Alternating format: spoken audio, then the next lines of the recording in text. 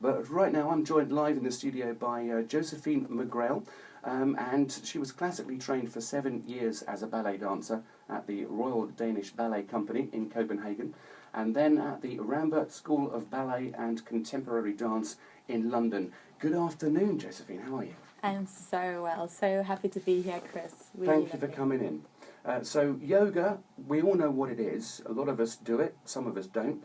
I guess the first thing from your perspective, if you're talking to people that haven't done yoga maybe for the first time, some of the health benefits, how long have you been practicing yoga yourself? So personally, I've been practicing since I was 12. I did my first class wandering into some random little gym back in the day when yoga wasn't popular. It wasn't a trendy thing. No one wore neon-colored leggings and so forth. So that was my first experience of yoga, and I kept it up alongside my dancing career. Right, so obviously dancing in terms of keeping fit and your limbs supple, yoga is something that's very important, and I guess that features in a lot of dancers' lives in terms of preparation and what they do. Absolutely, and I think especially for me, and I guess this is actually always what I sort of talk to people about, what yoga for me really is this space where you can just close your eyes and you can be yourself. You're on that mat, on that little island, so obviously it's amazing for releasing and relieving stress, improving your blood circulation, overall well-being in general. But really the sensation of just being who you are, when Right. you go to yoga, when I go to yoga, and essentially that's how I started out. It was not about what I could do physically.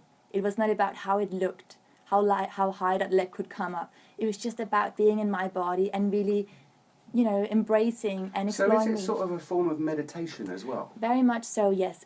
So the Sanskrit word yoga actually means union, so it's a union of mind, body and spirit. So however you want it, whatever you believe in, whatever background, yoga is really for everyone.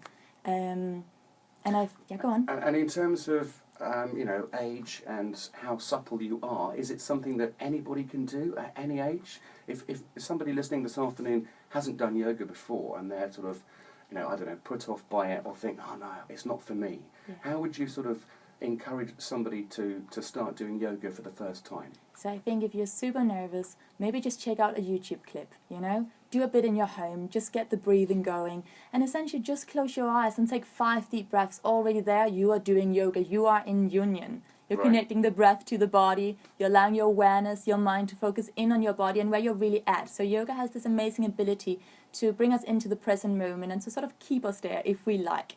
And for someone else, try different yoga classes, so don't be put off. Go in, almost like when you're trying out new food, right? You go to a new country, you try different restaurants. Yeah. Very much so, same thing. Same sort of thing. Absolutely. There are a million different styles out there and a million different teachers. So there's definitely a style and a teacher that's perfect for you. And you can do it on your own, but obviously it's better, like most things, with doing it in groups with other people, so that you can then meet other people that are like-minded, and you can meet other people as well. Absolutely. In fact, I've just done a collaboration with Yomcha, the tea company, and I've created a concept called Yoga and Community, and tea meaning obviously TEA at the end. Right, yeah. Because it was that whole thing of like, you get together, you do something you love, i.e. the yoga, you also want to hang out with friends or maybe meet new people from your yoga class. And this concept, this event is a space where you can do so, because obviously we stay for tea afterwards. Normally there's a themed talk. So yeah, it's a cool event, but it's the same thing. And I guess for a lot of people that lead busy lives, working, they're up early, they're getting the train to London or wherever, and working a 10-hour day.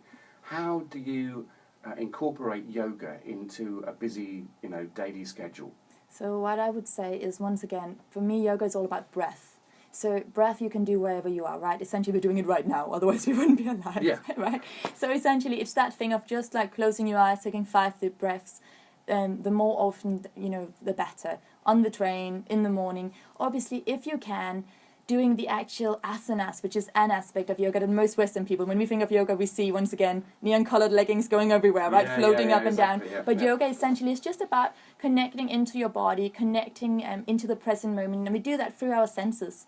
So even if it's just through taking those beautiful breaths, even if it's just by placing the feet down into the ground and really feeling into your surroundings, or really taking in how does it smell, how does this taste, who am I talking to, all those kind of things, then you are in a meditative state. Then you are in yoga, you are in union. when going back into the asana, if you want to go into and actually do some flowy movements, or just do sort of what we in the West classifies as yoga, then obviously, get up 5 minutes earlier, 10 minutes earlier, and just do 2 sun salutations. That's already yoga. It doesn't have to be an hour and a half, 3 hours on the mat. I guess that's the thing as well with people that don't necessarily have the time or want to do strenuous exercise. Yes. In terms of exerting the body, yoga isn't about that. It's obviously beneficial for the body and mind, but you don't have to exert yourself to the extent that people do necessarily if they go down to the gym, for example. No, absolutely. And also, once again, coming back into how we've got so many styles. So we've got the Ashtanga, we've got the Vinyasa, we've got Rocket Yoga. All of those are very physically demanding. They're very dynamic practices. You will get a sweat on, you will get the cardiovascular workout that you may be wanting, and that's all good stuff. And then we've also got practices like Yin, like restorative yoga, like mindfulness. What about goat yoga? Goat yoga, you know what, I'm sure there's someone out there who's thinking of it right now. You may need to put a stamp on that one, you know? What is it though? Goat yoga? I don't know. Any idea? I don't know. It's got to be something to do with a goat. I've never heard of it. That's a bit weird. That must be a bit of a program. It's something I've heard of, and Kavita, who does our daytime show, mentioned it as well. So I just wondered if you'd heard of it. Goat? Like, yeah. Like a proper goat? So, yes. I thought it was a joke. No. Oh my God! Apparently not, no. Amazing! But there's obviously loads of different types of yoga out there. So. There you go, there is. I'm going to be researching. Yeah, definitely.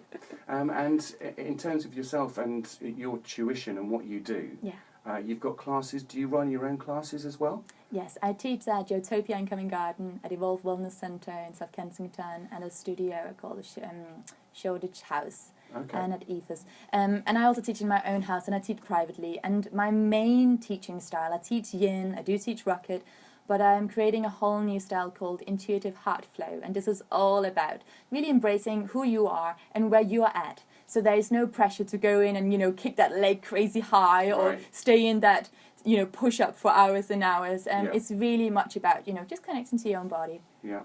And where can people get more info? Have you got your own website? I do indeed. Go on then. www.josephinemcgreal.com. Okay, and you're on Twitter as well, obviously. I am indeed, at JCMcGreal. Okay, we tweeted that earlier on the show as well. So thank you. Perfect. So hopefully people listening this afternoon have picked up a few tips and won't be put off by it if it's something that they've never done before.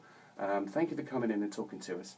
And hopefully we've got some people out there that will start doing yoga for the first time. So. I hope so. Thank you so much. Thank you very much, Josephine. Thank you.